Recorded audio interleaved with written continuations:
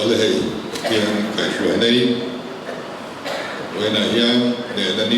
rokui tak mailim takin Lawmna pin kan anong leta along le ni maro chu hei ko ten min bum ro deva thunna bo kan han siam bel na sabia ba kan la khat lo ang re biang maya chapo te ya la an result Lawmna te ko he chu la tra ni min si ri ani ti se lai kia zo ba kan trong tom kan ko sa da jang song Hnehna kan chan lai kuin kan fin ko nai ni din hei kan ko ni si ngam ding zo ta lo pa ni kan nia koi kan ti le maya amaro su kan ti lo la nia kan kia kan ko so ni mai da dahil hindi naman kaya bali kami na ako ang motorakat assessment kasi aswal chuang lo khop ani aswal tammi alawani amaro chu Congress le MNF aloin Lawmna ward number 9 na Congress in MNF alo vote puya Ward number 19 na MNF in Congress an lo vote pui boka chu tiang chu ani ta ka wangin kan tling zo ta lo kan solid ta lo deu ni in kan thria ni chung te chu kan han tran tak tak main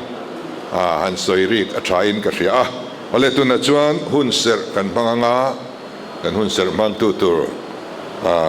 upalal nun Hnehna and Vice President ilo somang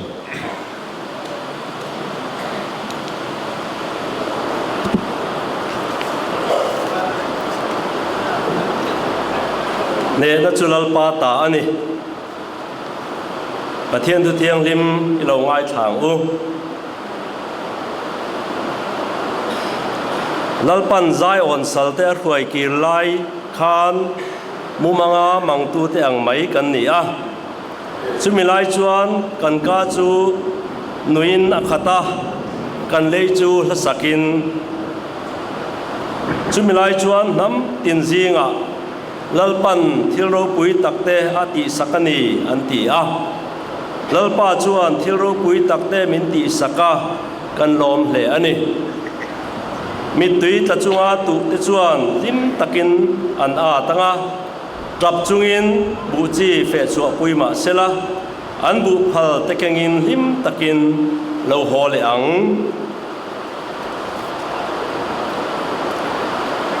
nangma chakna nei mi chu ainga thole athin lunga zai on panna lam lian te oma chu tra na ruam chu an zo in tuina omna te an siam thina ani ruwa tui thamasa chuan malsom na akhu thin chakna atangin chakle zual na an kal thin misuak sualte rem ruat anga om ngai lova misualte kong po ading ngai lova musit tu te thut pha po athu ngai lok mi chu a eng a thole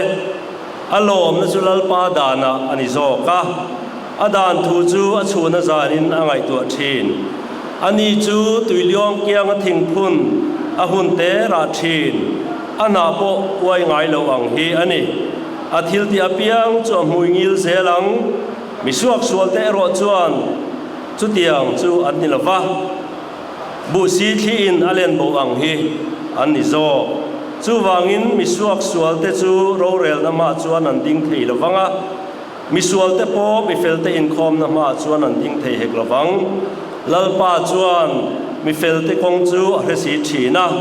misuak sualte kong ero chu abora lang lalpa chunga Lawmna chu in chakna ani si a tin zon nei Hnehna buwa kan mu ani wena hian kan Lawmna hi chunglama kan hlan angaya lalpa chunga kan Lawmna kan lan tir dan po kan mi hring pui te kan chen pui te min mu tu le min the tu te mai ne lovin ke mani po na kan hu phak lo eng kim se tu le thil te thei min thir reng tu du zonga kanom hi angaya voin hi Hnehna ni Hnehna Lawmna ni ani a Aizol Municipal Corporation a pathian tran pui na tele mi pui te du sakna awangin Hnehna sang tak kan changa alomom hle ani voina hian min ruai tu pathian ani ti kan thria ZPM party chu adin tira tangin pathian rong bol tu ten Mizorama ramro rel na tha pathian du zong ro rel na awm thena turin mumal takin adin tira tanga kai hruai na fel taksia min chu tiang chuan ma min lo lak saka ZPM party din tu te po voina hian kan choi moi tel te po atul ome an Hnehna po lom thu kan sei bokani Mizorama politics kheldan thiang hlim lantir kan tuma chu kan lantir ni po ina langa kan du thu samang diak chulani lo ma sela kan politics kheldan hian mi pui thin lung ane a chu chuan sarkar na min pe a se sarkara ne na sang tak MLA somni pasari lai mai nein pro rel na thatak kan kal pui me ka tuna hian Aizol ko pui en kol tu tur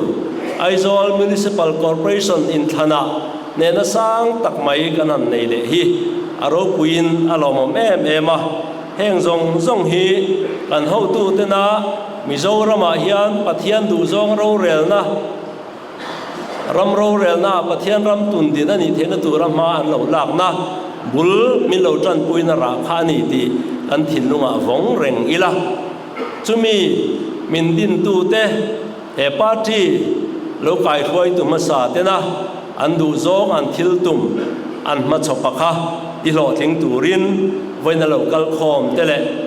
ZPM party a kalung rual pui zong te pon kan ril ru kan thin lung kan ngai tu na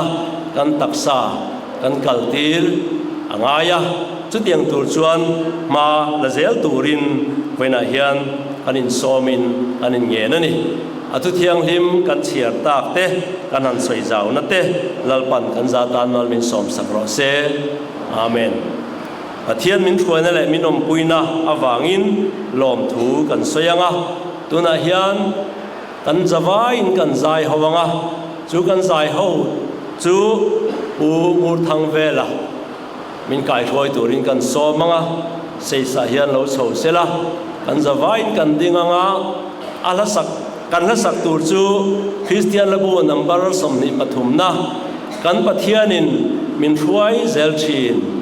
ZPM party thei kan pathianin min thruai tak mewa pathian du zong kan om zel po poimo a ami thruai na be sei chungin ami thruai na ngai ven chungin tharau thiang hlim du zonga kan kal zel hi poimo ani kan pathianin min thruai zel thin ti la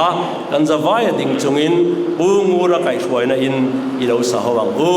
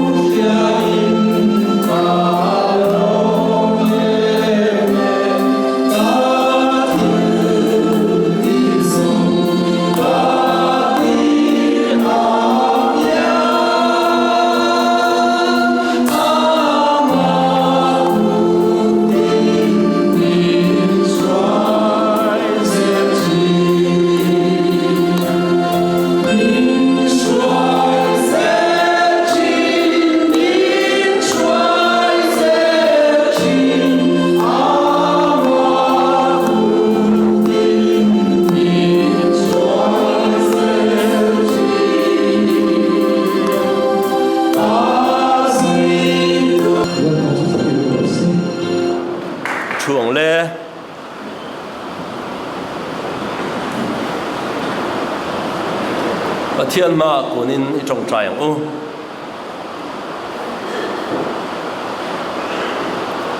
นัลปากันตะเทียนดูตักมินมังไอตู้จะเปลี่ยนปาร์ตี้เต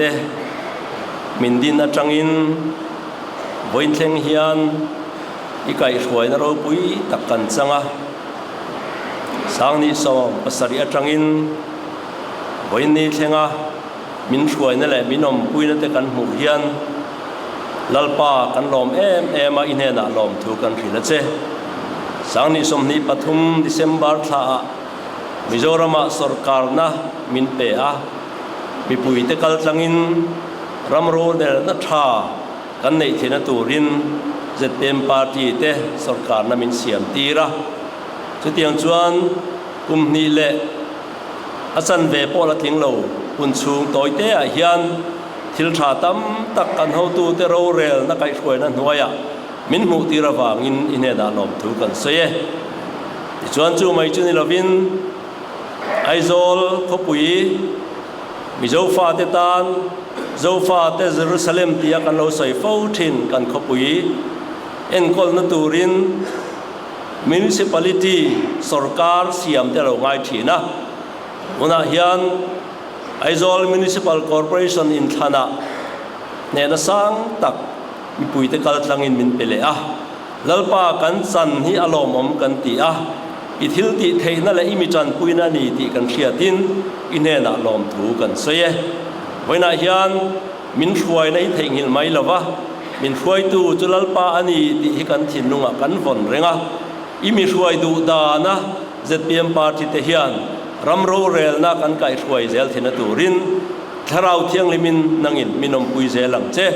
สเตทสรการะกันเฮาตูเตกัน Chief Minister ปุลลดูอมเลไก่ช่วยสรการ Minister เตลเอเมเลตพอไว้นาอินกันตรงใจปุยะรำโรเรลนักอันไก่ช่วยนาเฮียนอิดูโซงะโรอันเรลเซลทินตูรินเฮรำฮีคริสเตียนรำริงตูรำกันนี่นะอ่างะชัดตะกาบินไก่ช่วยเซลทินตูรินอันนี้พอติจักเซลังเจไว้นาเฮียนไอโซล Municipal Corporation in Hnehna เนี่ยนะกันจะนวางินเนี่ยนะลมนันนี้ปวงินหุ่นกันมังเมกันนี่อ่ะวันนี้กันหุ่นมันเทลไปดูซองเหล่านี้เสละส่วนทิลติเทนละกานังอินมินหุมพิมละกันคอร์ปอเรเตอร์ทาร์เตปอลลปานังอินอมปุยละ AMC โรเรลนะอันไกช่วยนะโรเรลนะชุดมุนาอันชุดนะอินทันไลอันทิลสอยเตAMC Election Manifesto Party ina kan lo siam te reng chunga ro an rel zel thina turin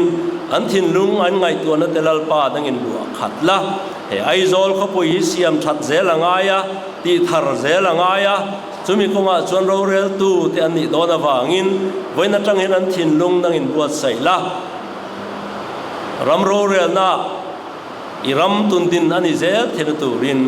không ấy ta kinh lal pa nangin tharau thiang himin om puin ti chakang che voina kan local khom na huna hian nangin minom puin min roi zela abula tanga to thenga hun tuang takakan man thina turin nangin min kai roi zelang che lom tu soi na thin lung ine na han chungin chung chu kan lal pa du tak isu krista min kan dila che amen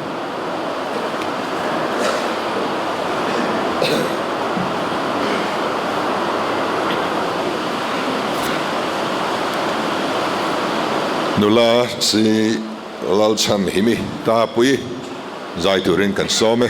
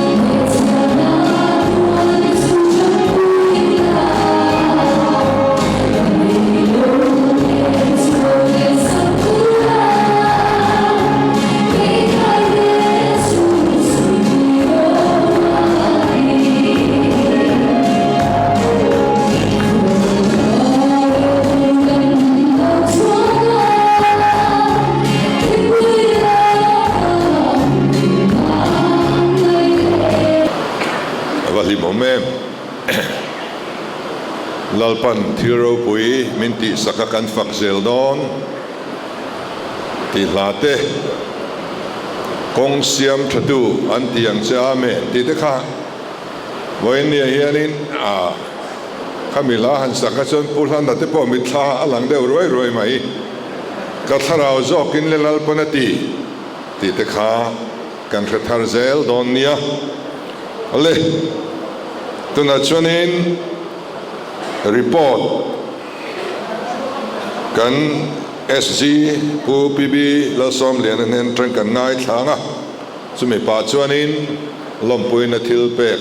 te pok ha anin aron boi pui ngal don nia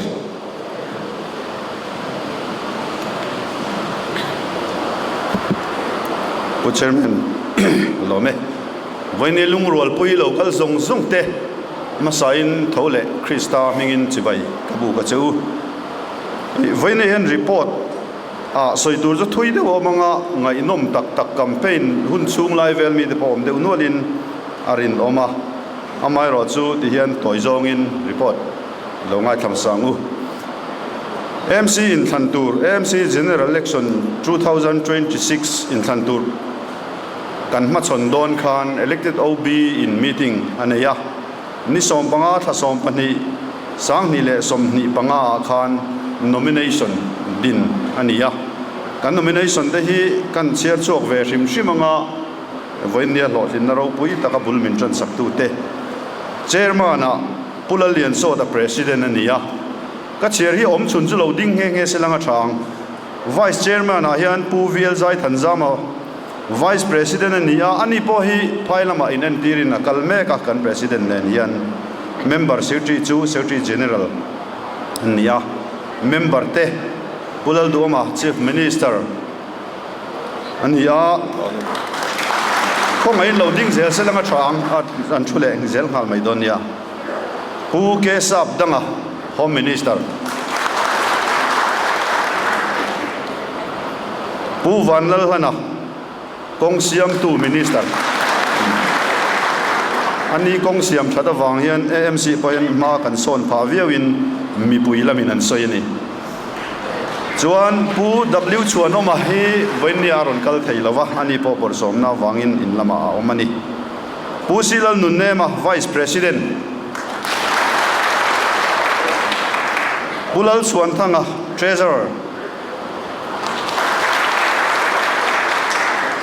Dr. Kenneth Songliana Consultant Puar dealer Ramoya PSA member Pulal Tluang Kimakhiang te PSA secretary Khang mi te khan uluk takin kan candidate turte an han ngai tua thili kan soi chak lai takania nomination a pafing deu chadeu ril tluang tlam tak new chal tak kan da khoma chumi ni wang chuan AMC a kan thlan tlin tur te hi chu unit ten an hreberang ti ngai tu ne te pon nei nga la an omna unit te block te bill to MLA te le an veng mi pui te ronin mi tha tur le tling thei tura an ngai te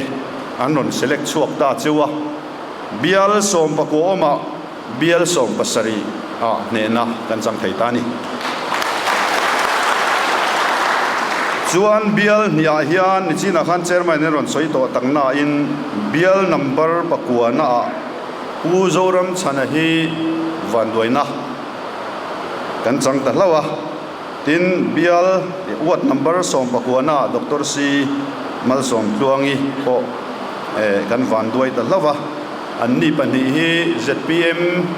General Headquarter le mi puiten kan torpui emema an hun kal le zel tura lo tlinna lian zok le na sa zok po an da chan ngei kan du sak ani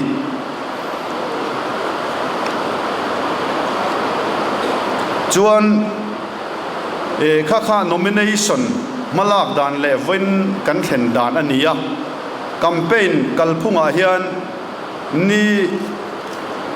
niruk thali sang ni le som ni paruga khan Aizol City MLA te le EOB te joint meeting nein campaign dan tur kalphung te soi ho ania chuta po chuan ti dan phung pa ngai anglo te win kalphung tharin General Headquarter atanga campaign committee din lovin bial tina an MLA te an block te an unit ten an va som tur te le an va biak tur te an va soi tur te an sheberani din an kuta kan da voinia hian hetiang taka lotlin na kan mu chana po hi campaign kalphunga po kalphung thar kan man wang hi ni pakhatin kan shabokani chuan khalam chu kan du tok tonga thanlin telom puina thilpek hi kan tran zui ngal mayanga tain ming ka chiar chuakanga ming ka chiar chua hi he dilai hian lokalanga chuan thilpek pe tu turte mi pathum hi ta hian an loading hal mayanga a boy pui te khalo in ral ring hal selanga trainerin ome ama sabera pu sila Hnehna Vice President in sa ortiranga chumi zo chuan pulal chuan thanga treasurer buke apeanga chuan hnung bera buke sap danga UDP Minister in citation apeanga chuan mi pakhatin an don turangan don zovek no an chugangan chutna an thu zelang ape tu tur te kha khong hin la hen loading lar mai selanga tha citation te sia chuak la citation te sia chuak ba sabera pa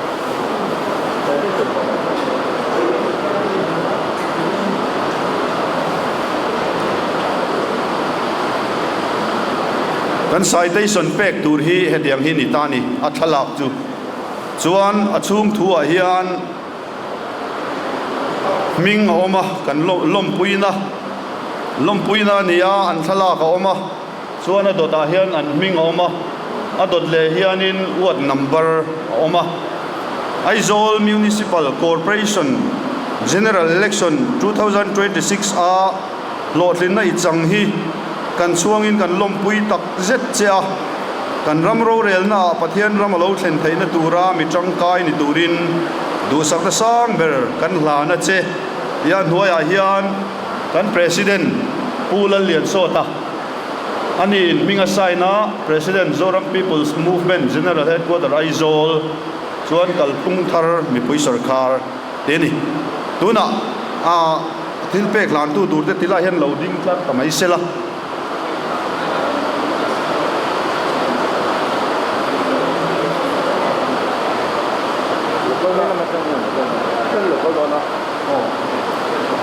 hedrang hianin ron chawanga tilai hianin an lo peng chunga in lotin kan ho tu ten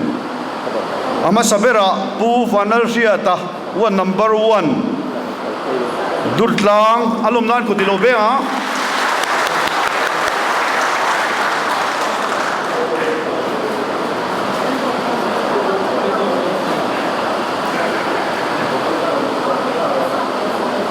yang dungo tang han ko me sila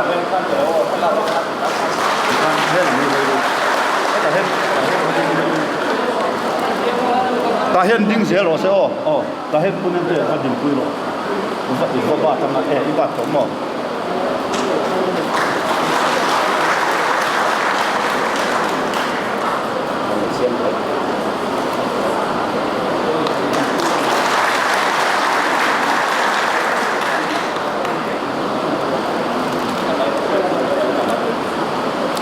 adota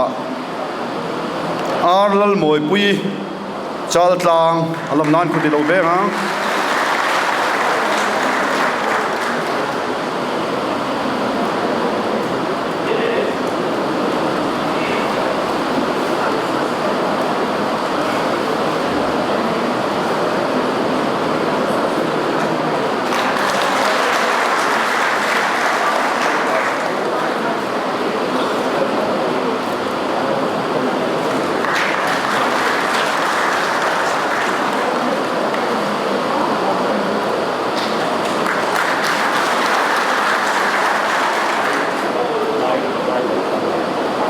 adot lea wat number 3 pu vanal faka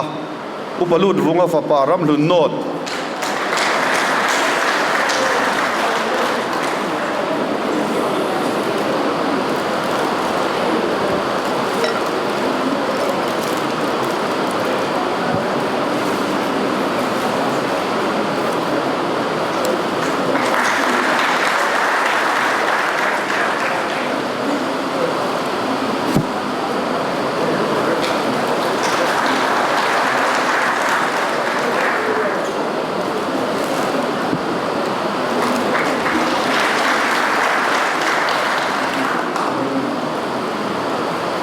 adot lea wat number 4 vanal riat rengi lal nging lawa fanu ram thar veng kan han ti dan vel de boy kalphung thar fe kania kan la riat ngai lawa ni ome tiang anga hanin pek vel dei changkang ru riaw nia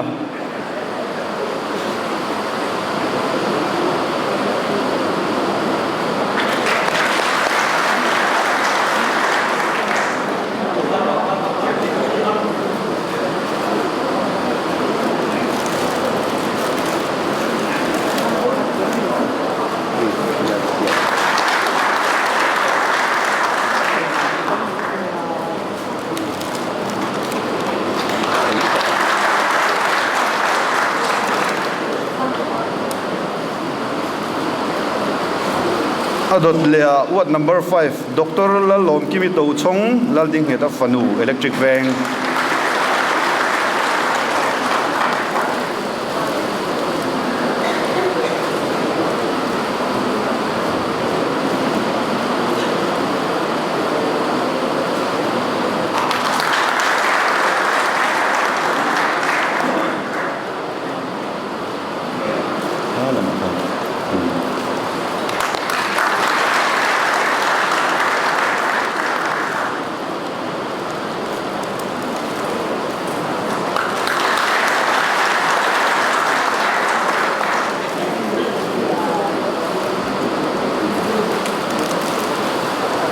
adot lea wat number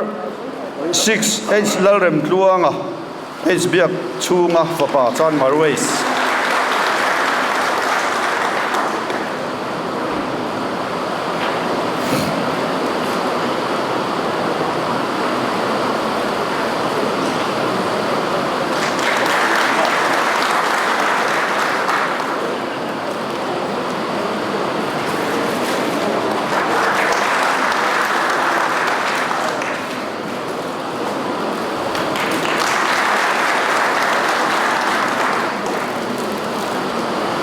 Andon lia wat number 7 pu zo chuana lai chinga fapa zembo konveng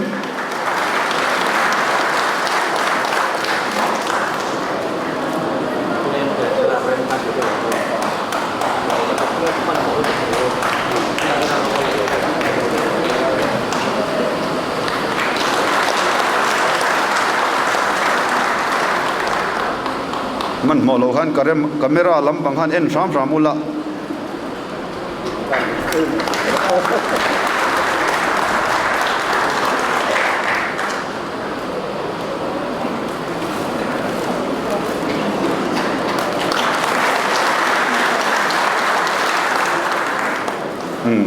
Lawmna adot le ward number 8 Christina ro lo pui sai lo ngur sa funga sai lo fanu a beng sau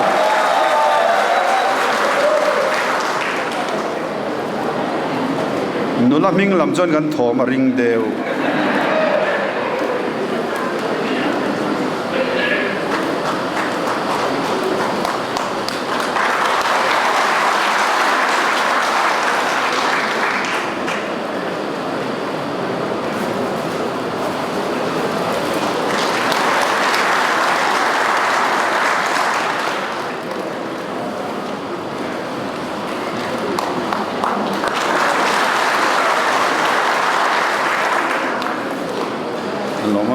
what tuna chon one number 10 PB la lom zuala Japan thanga fapa zo tlang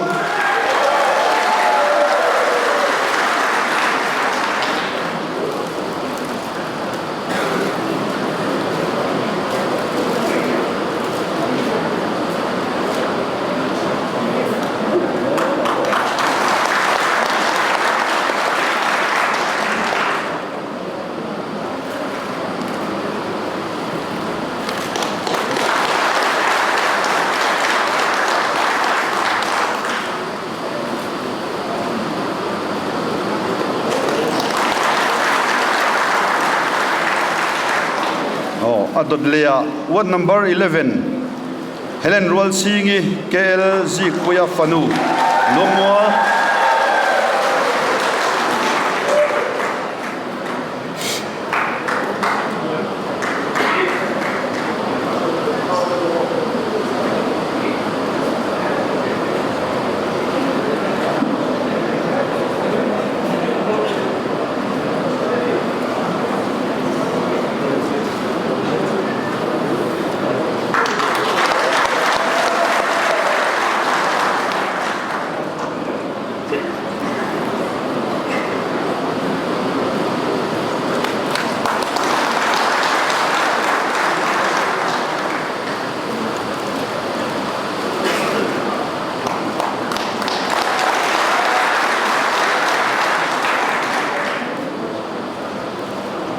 adot lea what number 12 C Vanal Shuai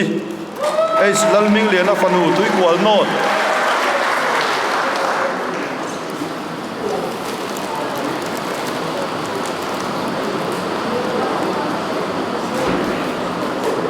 H lalming lena fanu katia nupui zo kania mo H lalming lena duat lai ani chu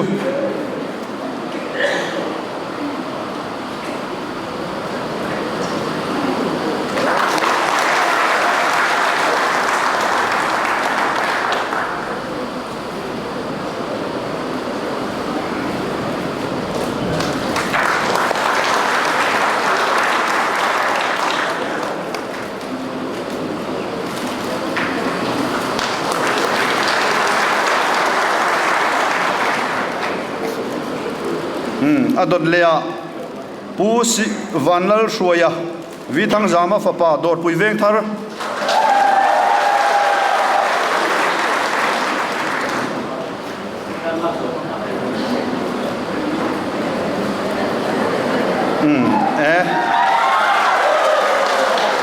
อัดช็อตเมลเข้าไม่ให้จู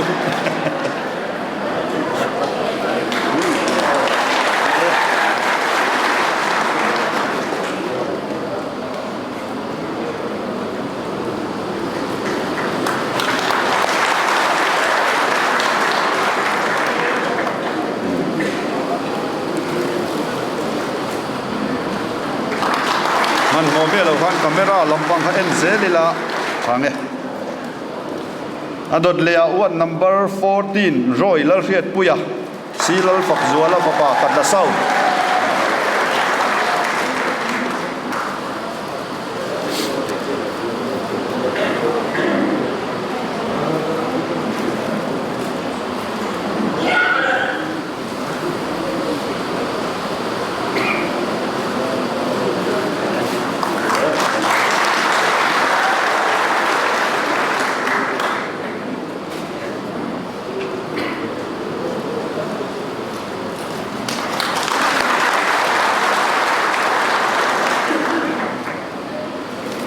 อัลลอฮ์มาเนี่ยมันโมเมียระวัง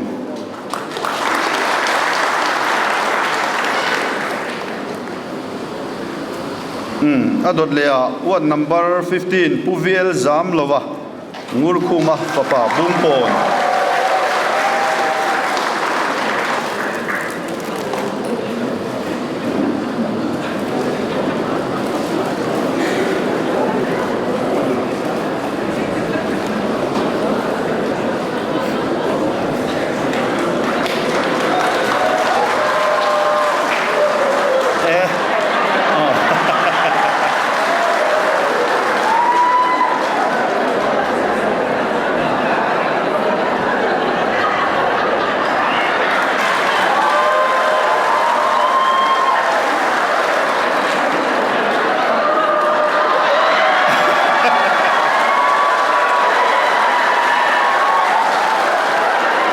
ป้าฟันนี่แล้ววันนี้โอ้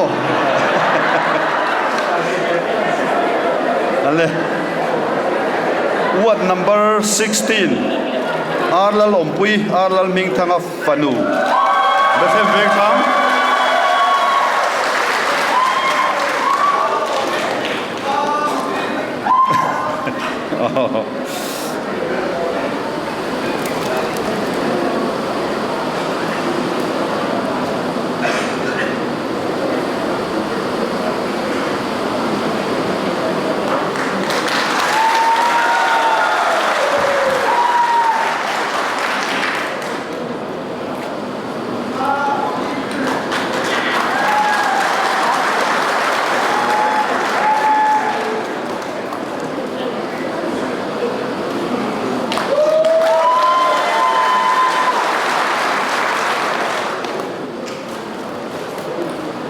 และดดเลียวัน number 17ลลเรมรัวดิสายโลลลรินเฟลฟานูริพับลิก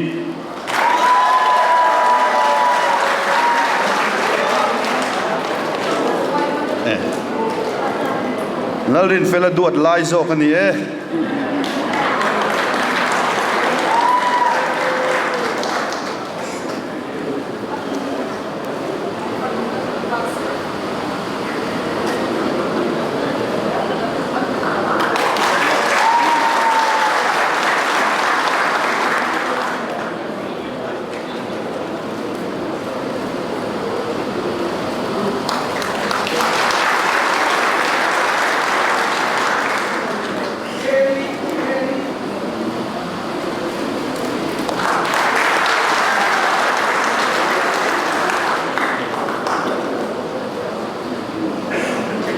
โอเล่อันนู้นเบราวัน number 18ปุกเกลโรดิ้งอ่ะเลียนลีระเคียงเตะ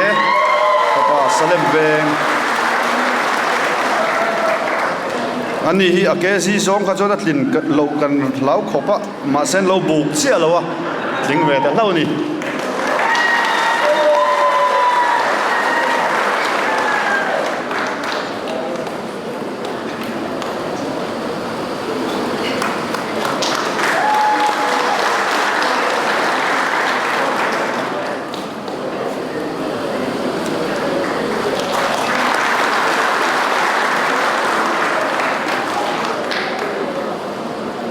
ole pu ke sap danga pu silal nun ne ma pulal chuan thanga te chunga lom thu kan soya an thutna lo thut thei to anga chuanin kan corporator te kha heta hian in tian ron ding tlar phei ve kula one number 1 2 3 in dot khan heta hian one ading anga 2 3 4 in lo hela hian lo choro le chuan zo nuin an present tur an ron pe veang ti khan zo nu lampang khan an mani heta number 1 a puria ta chuwa lal moi pui di kha kan tha thiam thei mai em a pe tu tur te khan in ron sin chia thiam tur angai la a thange asir bera puwanal ria ta one number 1 adota arlal moi pui adot lea puwanal faka adot lea wanal ria rengi one number 4 adota one number 5 doctor lal lom kimi to chong number 6 age lal rem tluanga number 7 puzo chuana lemina nun deu thayem thil pe tu tur cheu kha anon hete hen ron kal dona chuan Christina rolo pui PB lal lom zuala Helen rual chingi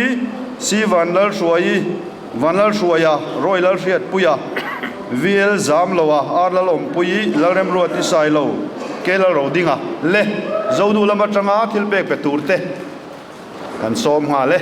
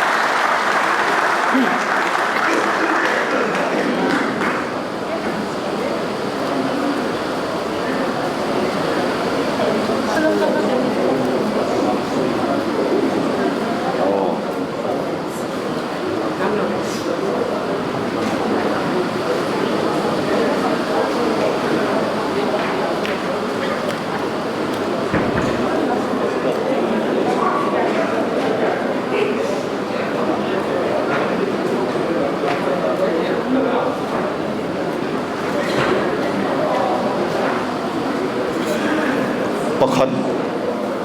kan lo mai lok pu zoram chana kha thil pe khlan khan du vea kha kha ape tu tur kha lo chho sela zonu lam tang khan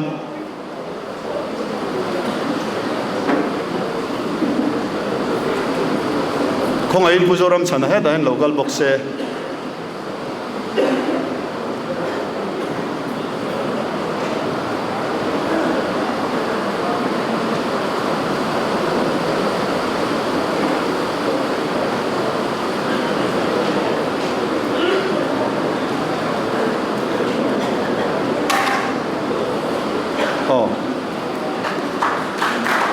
zonu treasurer na ron lan don ani ani hian engemaw soi lu nei pon han soi tel nga selanga thame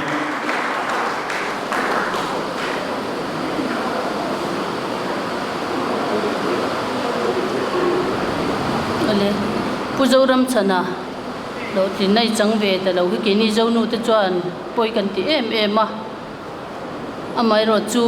ramle namtan partitan heitop khwa be ji pezel turin kan be se chia chu wang chuan ke ni zonu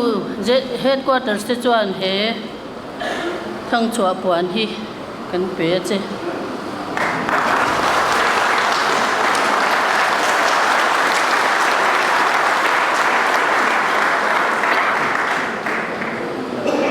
le dona chuan kan chairman Hnehna huni pele le to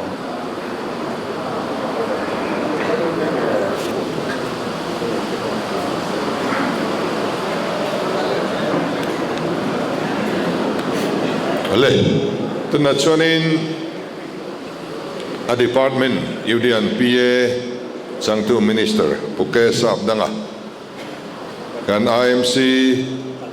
Trump thara mayor turte deputy mayor turte kami mahimo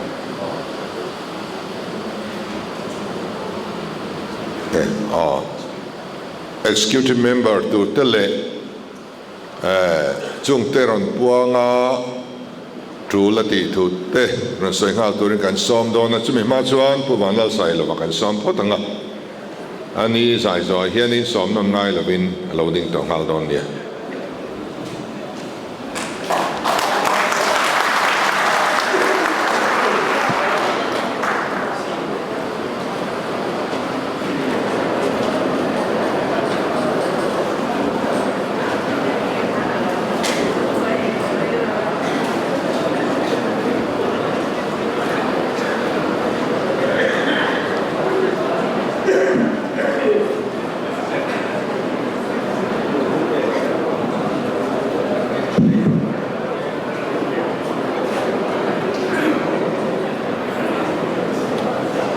Insawain king thar zong zong te lom pui na kan la chua king ve lo lampang hi ke ka hoi lam chi ne king lo chun pan ni te ha ke aya to pui thiam in wang ding karing in ma lo kal double thoi to ti kha riaula ke ka ban nei ka kan pui nei ma te po khan mo la senior tlangwal senior hawin in Hnehna tak bin manga an le rei ve nian fiat pon a ubanal sai la po Salman Khan ne an la tlangwal lo man tia ya ei mal som nei kan chau char sara election lama te ga no tling lawa tum ni lai mai chu da po chuan in election kan ma chon VC te le AMC ang te pon yang chu atla te tan chan thom mon pu yo ber kala ni sel tho ni khan in sa sung yu re ren su atla zong zong khan ko sai lo po mo lom ti me ro chuan at top nan thil pakhat kal phung thar kan chop chua he kan election campaign chung ka mu chua thian te ka lo share re ya chu ZPM party ron pian atang hian campaign solo is zong zong ten single kan suai ten pathian la le ram ngai la salau chuan an campaign ngam to lowa party da mi te po ni sela gospel singer ni kherlo love song singer campaign tura kan roi te re pon gospel saksa man tum vek to hi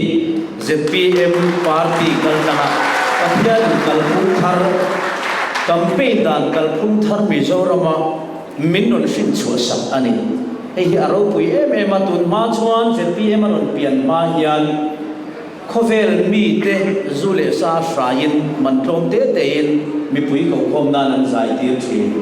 tone ro chuan khovel mi ber poi na nom talo mon le ti tur khopin love song singer kan shwai kan som te pon pathian sakna la an ron sa san zo ani campaign na tur chu he pa ti ron pian no thil thar change kan ti impact than hom than ko nei ani ni kha kan soi lu pha bok ani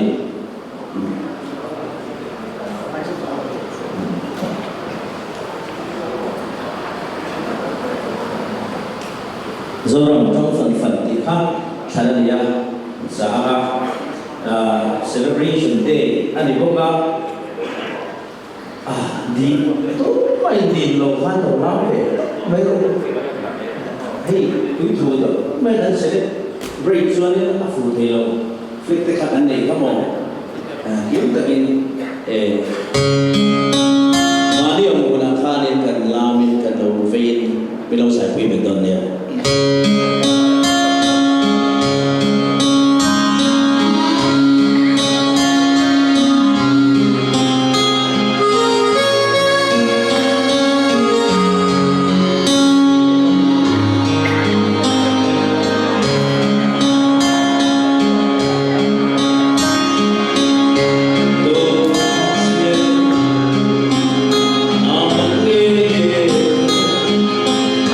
Gần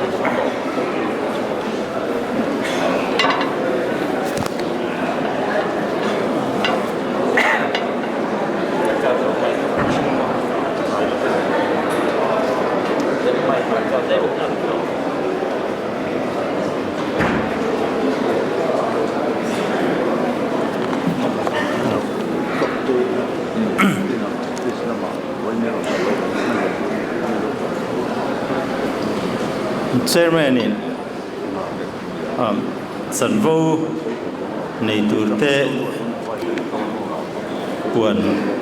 masak an soi deuh hle kama se kan di la thu soi zo ni se chao me le pu chairman le kalphung thar mi koi sarkar siam tura lung rual pui te sarkar le par dilama kan ho tu te rim taka thok tu unit le block lama pen suak thin te zonu le thalai te in zava in sibai kabuk chuwa he na hi in Hnehna avani em zpm chu thorim na ma chuan tu te kan ni kan candidate te an thok rima an ma ni dom tu kan mele te an tang em boka mal som na pe tu pathian mal som tlakin kan thok rim ve ni te hian ka thin thorim na kal tlanga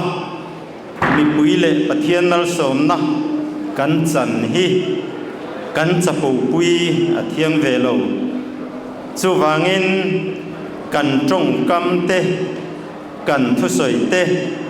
kan thil ti te kan phim khur deu angai bi ani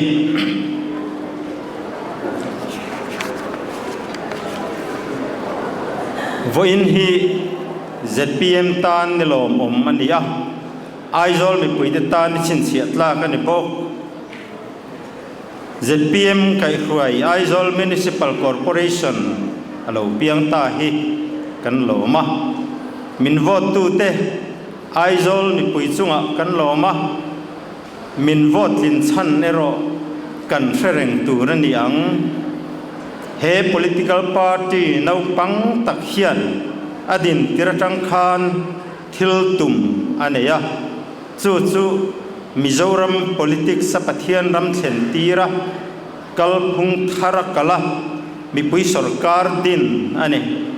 he thu pui tin zon hian thei to alo chua thina chu zoram mi pui pom zong tak ani a kum sang ni som ni pathuma MLA Hnehna kan lo chang ta a sit som lioma sit som ni pasari ngot kan lo chang ta ane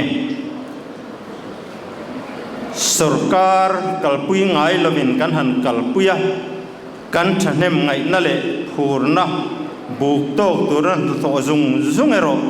thil ol sam alo ni hau lo maya sarkarin kaldan nget alo ne ya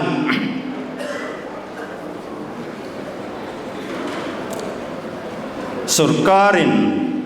akal dan chu ol sam takathak zung thei anilova kan reform kalpui tum te po hun adu chang a om fo mai zpm kan sarkar hun chuan tia kan ti tum kan hual te po a ko ngal duak hau lo heti chung hian thil tha ti kan du na te siam that duaril ronget kan putlat na te ro ang ngai lo heti awang hian ni ma na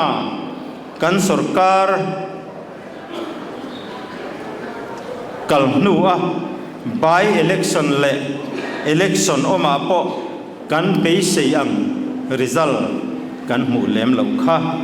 chuti chuan kan chief minister hovin kan tang ema kan ti thei ang te ti chun zom zelin kan minister pui te po mutmu po tu man mang lovin an tul boka chuan zoi in ra tha a chua mek ani he chu voina kan lo ta ane kan chief minister hova a reform kan siam te po mu thein alo lang chuak tana kan ha chop te po kan lo ti lo ling tran chho mek zela sarkar masa te ne na kan danglam na po mu thein alo ta ani aizol khapuya te hian chu an mu mai lova uat som pakwazinga som pasaria ZPM candidate ring toka an lo vote ling ta hi na thok chun zom tura min be se na wang ani kan ngai thak tak ang khan aizol mi puite an dem lova mun hia kan lo chan po hi mi puite chuan avaya min pek an du ngoya amai ro chu rem ruat na bak dang lam tak awangin bial pani chu kan lo tak lo ani na taka chuan vote an thak hi min ko na ani ta thok turin min ko ani kan corporator than thar zong te po ka cha ngal du chu u chan zova trong kam han ho ta ila ZPM chuan lal na le thu nei na hi kan enjoy tura ni lova na thona tan kan mang tura ni ti hi khe renga ngo aizol mi puite hian AMC sarkar to thak ve hrim turin min thlam tling ani lowang beise nein min thlanga chuan beise na chu kan ti lo tling nge yanga ya kan titlol thiang lo ani kan chief minister in AMC campaign kick off na soi kha rangila AMC thazok kan au pui khatuna chuan kan kuta alo ta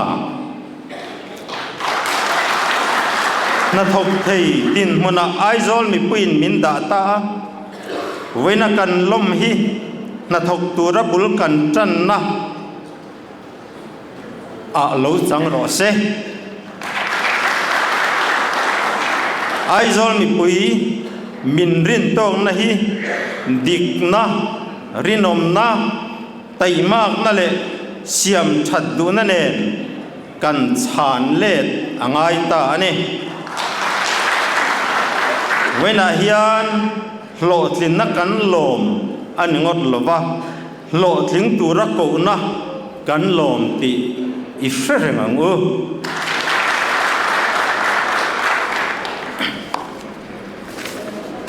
ti chuan kan than tlin tak te zinga mi thatak tak tam tak kan oma chung zinga chuan mo han phur tur bi han siam angai ve boxi kan zawai hian tlarma ding tlak vek kan ni makhroi tlak vek kan ni amai ro chu kan ho tu ten hetiang hian ruam man na an han siam tap khota ming kalamanga ming lama piang te helaya hian lo chuakin ron ding tlar turin kan ngen ange mayor tan pues lal rem tluanga ward number 6 deputy mayor tan biar la lompui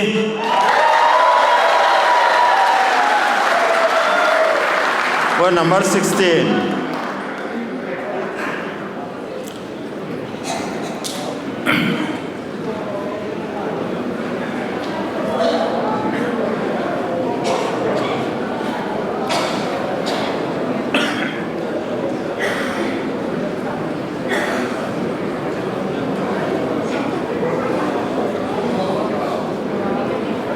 executive councillor hi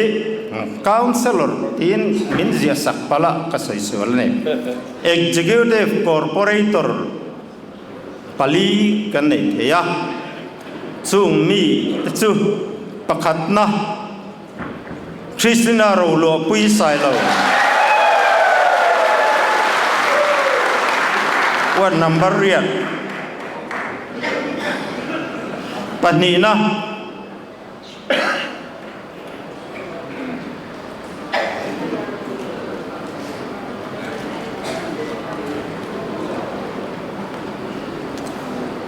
van lal khuaya ward number som pathum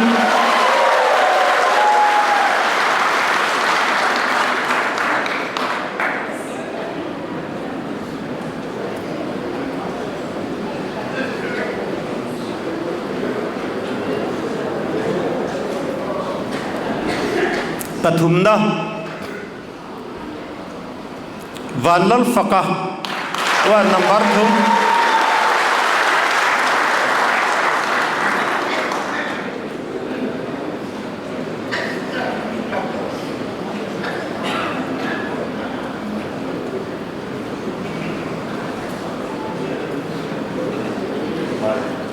Palina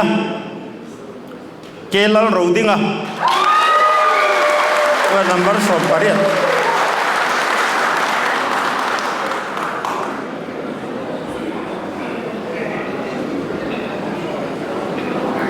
heng mi te hi kan matong turata na kan hodu tenan ruat ania kan chairman hawin kan chief minister kan president mo konat selmek hobin elaya obi te hian lampui na chibai kan han bu kanga chu kan hun han zon turan yang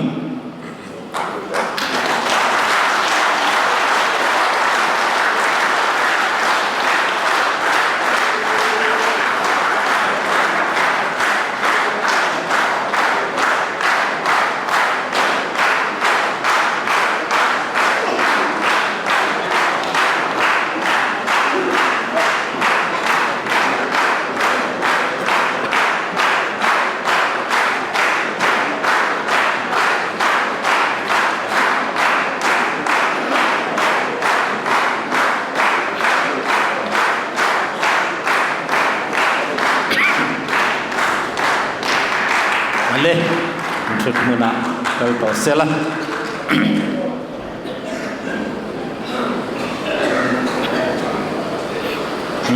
kalome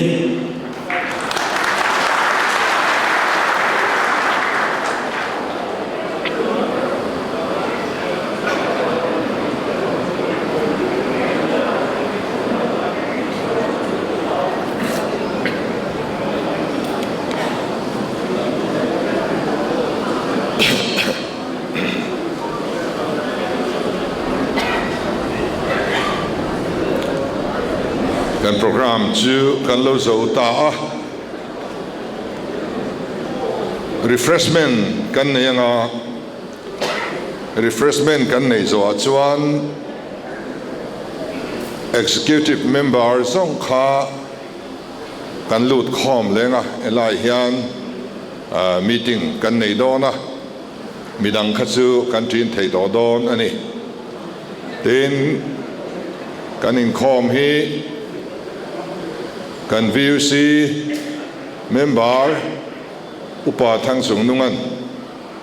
malsom nein min trin selangin chumi ma chuan chairman ni mana tu toy te han soi ve ka duwa pakhanna chuan tun truma hian kan party hian kan soi tamber chu kan manifesto ni tin a copy po kan sem nem ani party dang hian manifesto an soi mang lova in beina mi mala in soi chiat na lampang chung deu lir chu anon tia mi pui hian kan campaign dan style chin hian du zo tha ti zo an nei ti a chiang viawa chu wang chuanin kan kalzel hey mi pui hianin kan ti tum hi soi mai turin min duani min be se ni ten thil kan soi se la kan soi chiani poin akong trazo ko mu tur kan the turani heti zo kian ti turani ke ni chu ni la heti hian kan ti yang ti tur hre chuang si lova mi mal thenga mi mal nun thenga trulo taka thubel chian dol wa in be na hi chu ai zo mi pui hian an ngai thei lo ni ti kha chiang takin alang ani chu wangin kan kal zel na tura ke ni hian kan style hi kan maintain zela tiang lim taka kanin cha thinanga moi taka kan quality hi kan maintain zui zel atrula chu chu kan in cha duwa tin in thanna tlak chan hi tlin chan ani ngal deuh trina kan tlin chan emo ading la in tlak chan emo hi factor lian ber chu anti incumbency ti hi ani trina ni tun trumai chuan a factor lian jok chu anti incumbency ai main incumbency factor alianin ka ria sarkar ding lai hi lading zel sela ai zol khapuya po hian sarkar na changlo lo sela ti du na tu na ro rel lai me du sakna incumbency factor chu chu kan tlin pui lian le in ka ria chu chuan tun AMC in than chau hin lovin MLA in than lom le tur lim tha akeng ngala hei kan lom em na ani tin kan campaigners te lom thu kan in ril diat na hian kan la soi mai deuh pakhat omin ka ria chu chu lunglei municipal council kan ruai tu te le kan councilor te thanem ngai takin ria chilin helai hianin minon campaign puya an chunga lom thu kan soidu bok ani tin kan in tiam na kha rengila AMC thazok kan in tiam ani thazok ti chuan tiltam tak akeng telani kan malang na tur zong song kha thazok chunga hianin akung thei vek ome mi hi an thik thua chiani thazok tura in tiam te kan nia wangin chu tiang chu mu an tum dona thil thawak lo an lo ti thinang kan ti ve chuan an ngoi mai don mi alo ani an au chuak don ani min bei don ani ti ka hriat rem tur chu wang chuanin an thik thua chia kan laka hian in soi chiat na lamani lowa te khin thu mai khai khin thu ni zong chu vaina hianin AMC sarkar na kan lak chuan zo bu li ri nei tong vai bu nei to lawang te ti ve mot tai lagin mina soi sel na sat zia tur chu party dang pon lo ke ma ni mi te ngai hian in ngai thei mi alawang tiang mai han soi tianga